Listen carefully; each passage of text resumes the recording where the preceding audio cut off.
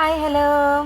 ഞാനിന്നൊരു ചിക്കൻ്റെ എന്താ പറയുക റോസ്റ്റ് റെസിപ്പി ആയിട്ടാണ് വന്നിട്ടുള്ളത്. ചട്ടിയൊക്കെ വെച്ച് അതിൽ വെളിച്ചെണ്ണ ഒഴിച്ച് ചൂടായപ്പോൾ ഏലക്കായ് പട്ട ഗ്രാമ്പൂ ലീഫൊക്കെ ഇട്ട് കൊടുത്ത് എന്നിട്ട് ഞാൻ വലിയ ചീരകം ഒന്ന് പൊട്ടിച്ച് കൊടുത്തിട്ടുണ്ട്. അതിലേക്ക് എന്നിട്ട് മീഡിയം 2 വലിയ സവാള എടുത്തിട്ട് അരിഞ്ഞിട്ട് ഇട്ടിട്ടുണ്ട്. നിങ്ങളോരോ മോഡലിന് നിങ്ങൾ അരിഞ്ഞാൽ മതി.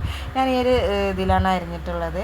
അങ്ങനെ അത് നല്ല രീതിക്ക് വഴണ്ടി വരട്ടെ. ഞാനിവിടെ ചിക്കന് മഞ്ഞൾപ്പൊടി മുളകും പൊടി ഗരം മസാല ഒക്കെ ഇട്ടിട്ട് മാഗ്നേറ്റ് ചെയ്ത് വെച്ചിട്ടുണ്ട്. പിന്നെ അതിലേക്കുള്ള ഇഞ്ചി വെളുത്തുള്ളിയൊക്കെ റെഡിയാക്കിയിട്ടുണ്ട്. അപ്പോൾ ഞാൻ നമ്മൾ ഉള്ളി ഇവിടെ വാടാൻ വെച്ചതൊന്ന് ഇളക്കി കൊടുത്തിട്ട് അതിനിടയിൽ എന്നിട്ട് ഇതിലേക്ക് ഞാൻ ആ ഇഞ്ചിയും വെളുത്തുള്ളി ഇട്ട് കൊടുത്തിട്ട് നല്ല രീതിക്ക് തന്നെ അതിൻ്റെ പച്ച മണം മാറുന്ന വരെ ഒന്ന് ഇളക്കി കൊടുക്കുന്നുണ്ട് കേട്ടോ. ഉള്ളിയൊക്കെ ഒന്ന് വഴണ്ടി വരട്ടെ. അപ്പോൾ ഇതുവരെ എൻ്റെ ചാനൽ സബ്സ്ക്രൈബ് ചെയ്യാത്തവർ സബ്സ്ക്രൈബ് ചെയ്യുക, സപ്പോർട്ട് ചെയ്യുക, ലൈക്ക് ചെയ്യുക, ഷെയറൊക്കെ ചെയ്യുക. അങ്ങനെ ഞാൻ മാഗ്നേറ്റ് ചെയ്ത് വെച്ച് ചിക്കനൊക്കെ ഇതിലേക്ക് ഇട്ട് കൊടുത്തിട്ടുണ്ട് കേട്ടോ. എന്നിട്ട് നല്ല രീതിക്കൊന്ന് മിക്സാക്കി കൊടുത്തിട്ടുണ്ട്. ഇനി കുറച്ച് നേരം നമുക്ക് മൂടി വെച്ചിട്ട് നോക്കാം, വേവിച്ചെടുക്കാം. എന്നിട്ട് ഒന്നുകൊണ്ട് അതിൻ്റെ ശേഷം ഞാൻ ഒരു മീഡിയം സൈസിലുള്ള തക്കാളി അതിൻ്റെ തൊലിയൊക്കെ ഞാൻ ചെത്തിയെടുത്തിട്ടുണ്ട് കേട്ടോ. എന്നിട്ട് തക്കാളിയൊക്കെ ആഡ് ചെയ്ത് കുറച്ച് ചില്ലി ഫ്ലെക്സ് ഇട്ട് കൊടുത്തിട്ടുണ്ട്. പിന്നെ ഞാനിതിലേക്ക് കുറച്ച് സോയാ സോസ് ഒഴിച്ച് കൊടുക്കുന്നുണ്ട് കേട്ടോ. ഒരു സ്പൂണൊന്നുമില്ല, ഒരു മുക്കാൽ സ്പൂൺ ഒഴിച്ച് കൊടുക്കുന്നുണ്ട്.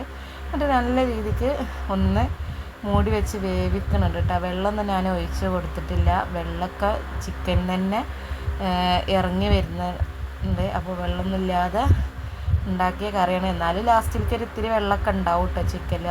അധികം റോസ്റ്റ് ആക്കണില്ല, കാരണം കുറച്ചൊരു കറിയും വേണം.